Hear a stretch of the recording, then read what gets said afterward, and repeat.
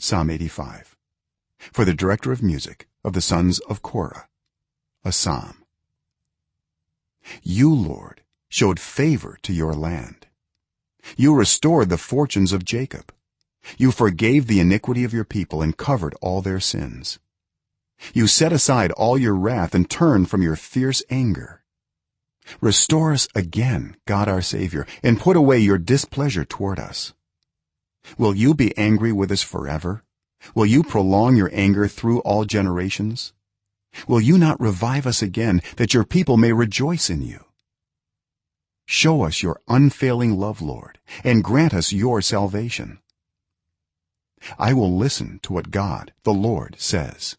He promises peace to his people, his faithful servants. But let them not turn to folly. Surely his salvation is near those who fear him, that his glory may dwell in our land. Love and faithfulness meet together. Righteousness and peace kiss each other. Faithfulness springs forth from the earth, and righteousness looks down from heaven. The Lord will indeed give what is good, and our land will yield its harvest. Righteousness goes before him and prepares the way for his steps.